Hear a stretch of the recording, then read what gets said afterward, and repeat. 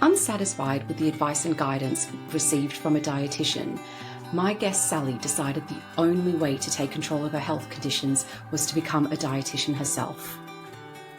We talk about diet, diabetes, celiac disease, and infertility. I'm your host, Dashanka, and you're listening to That Was the Moment I Became a Dietitian to Save My Life.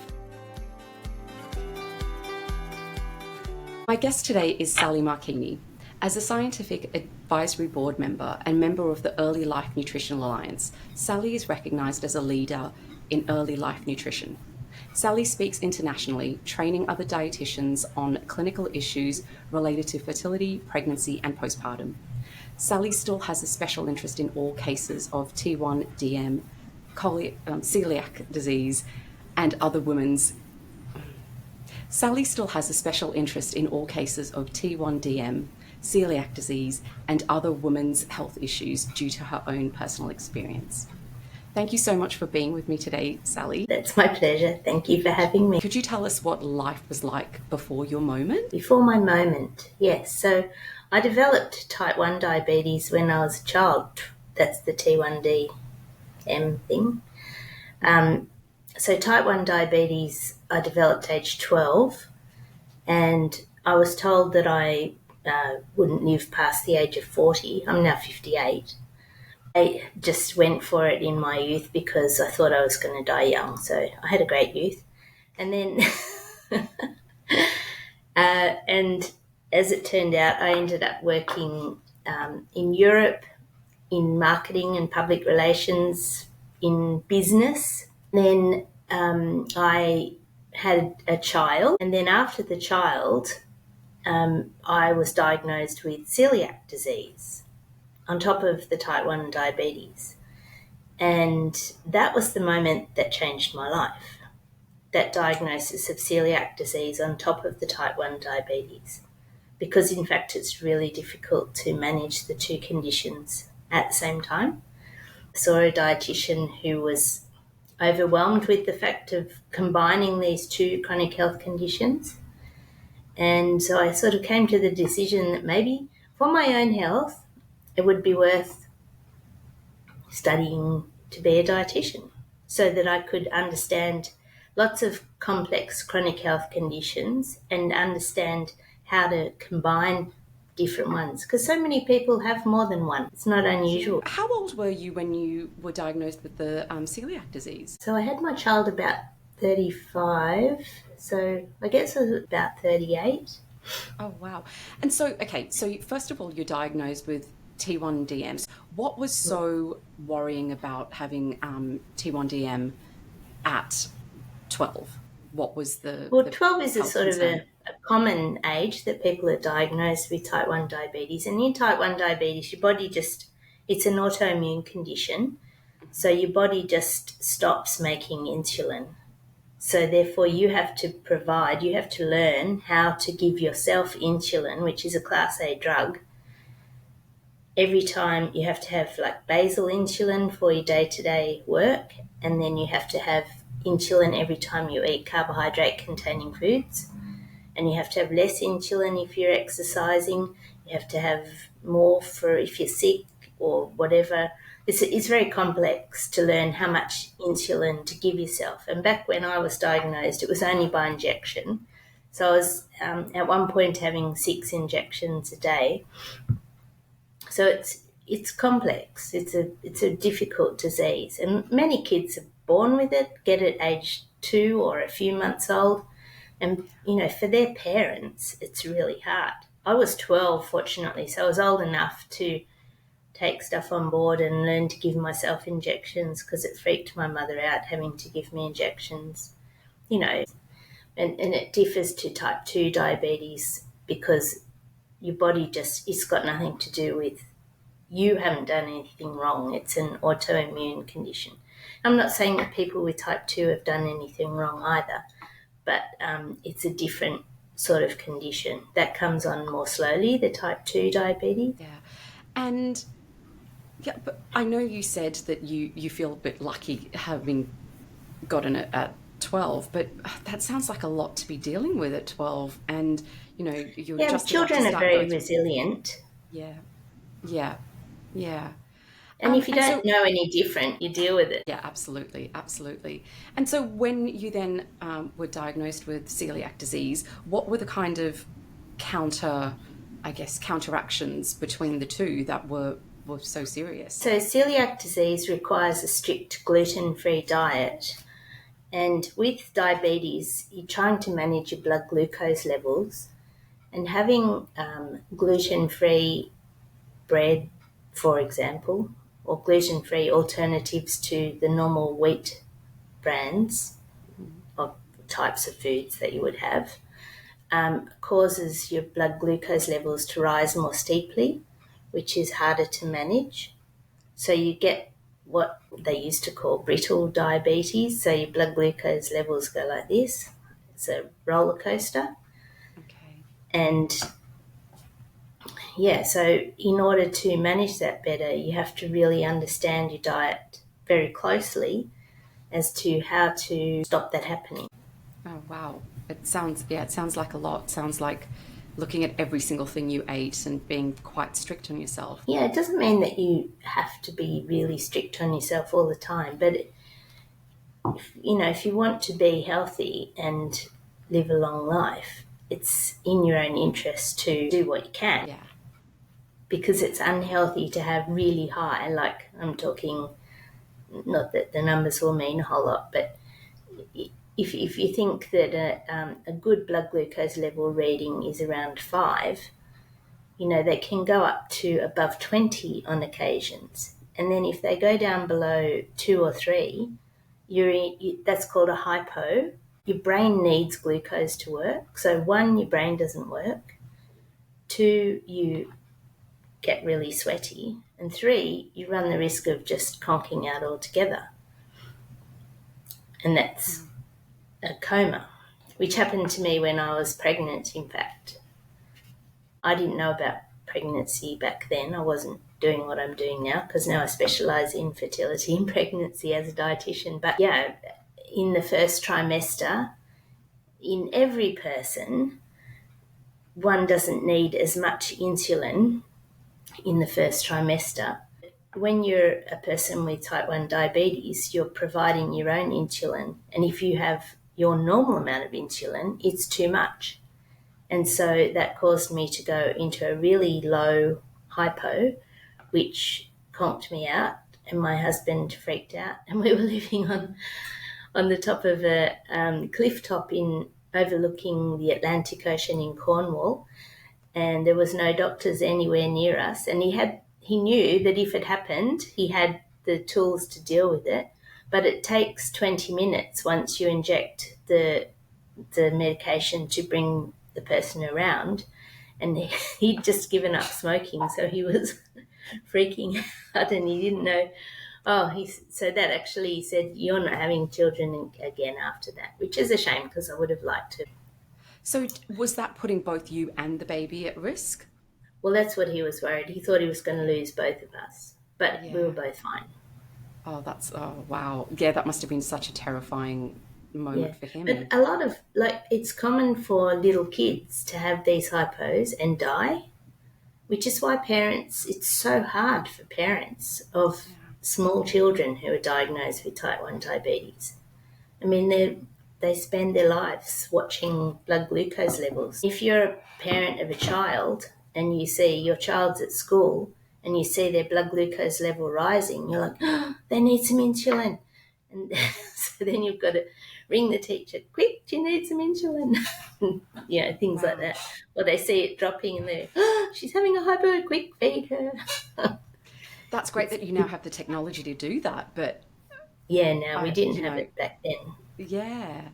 Mm. Okay, so you've had this scary diagnosis, a second scary diagnosis, and what led you, and you then decided to become a dietitian. So that was the moment that changed my life, getting diagnosed with the celiac disease on top of the type 1, and I saw a healthcare professional and they weren't able to help me. And so I thought, well, I'm going to study to be a dietitian.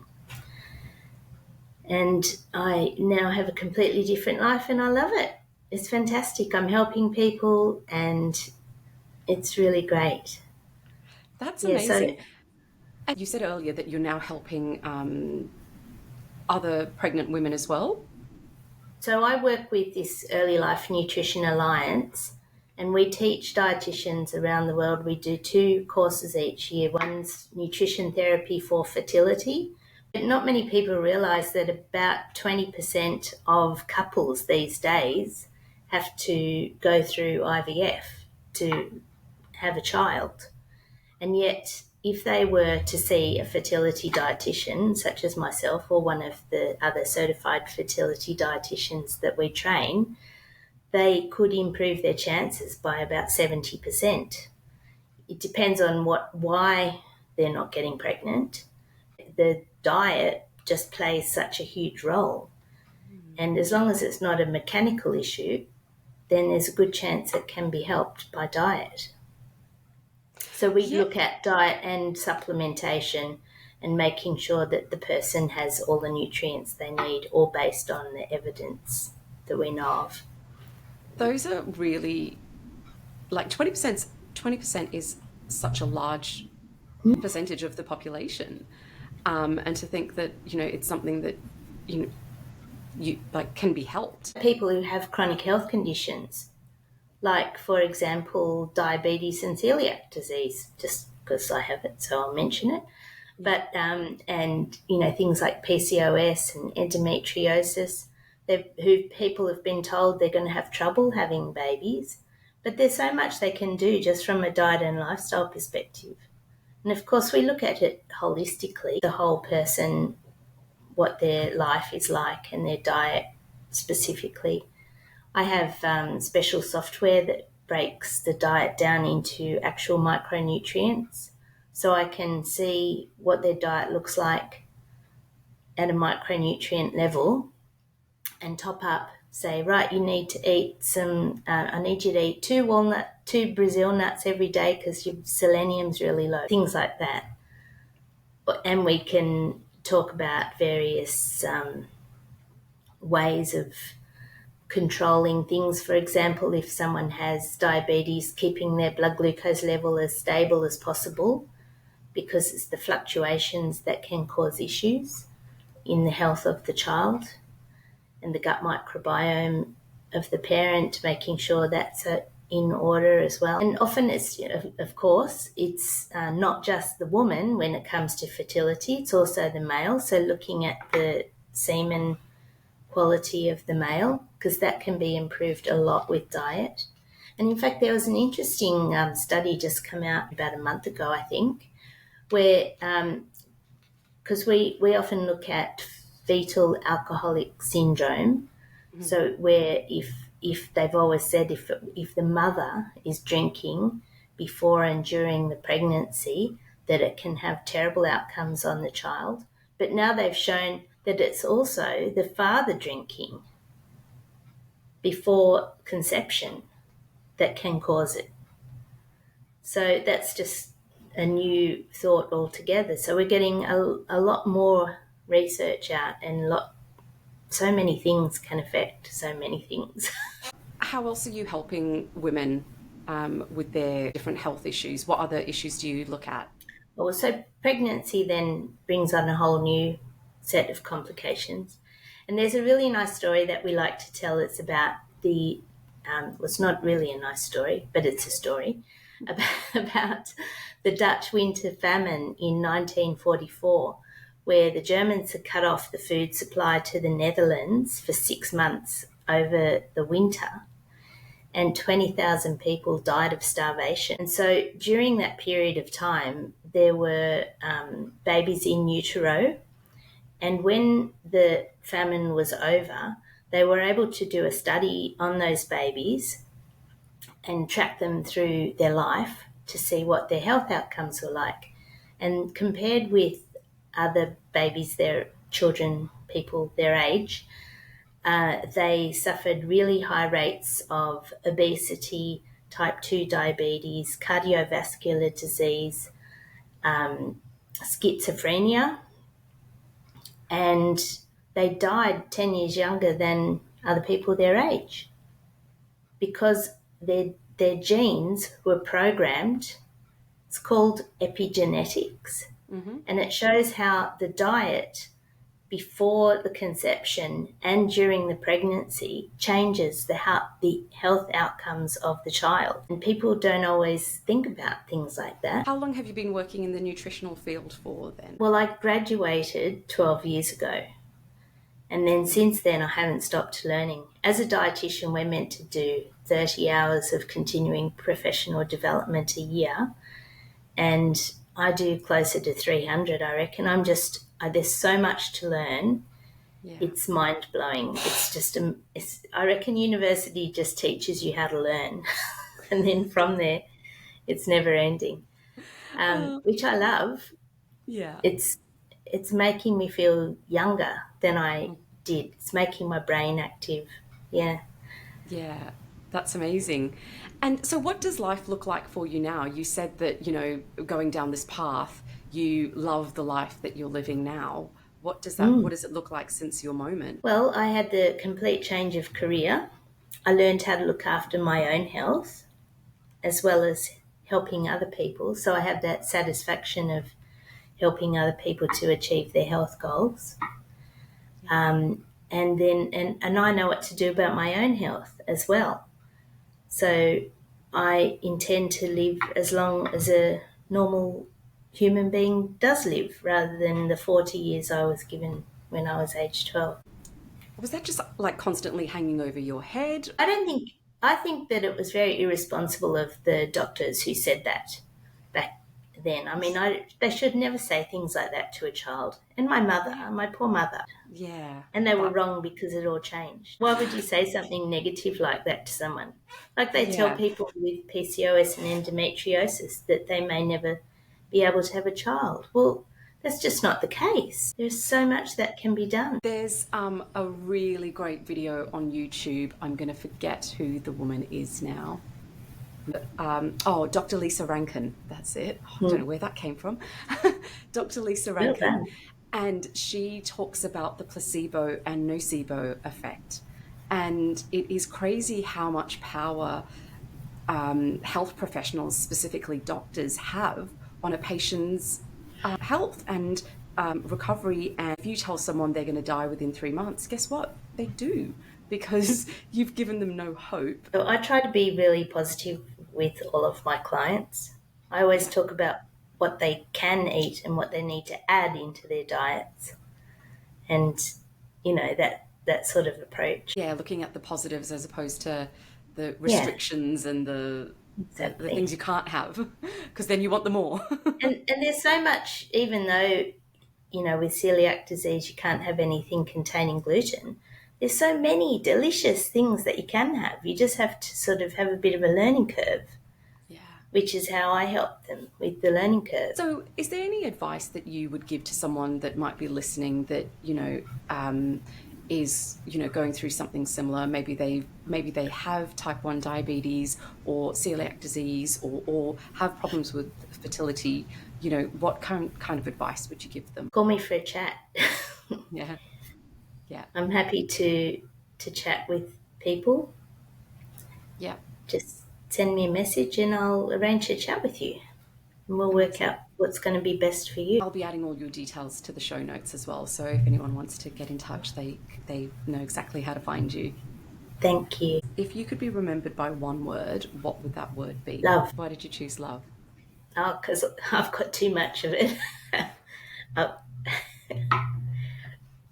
See, look, you're making me cry now. I just love people and I want to help everyone. That's amazing.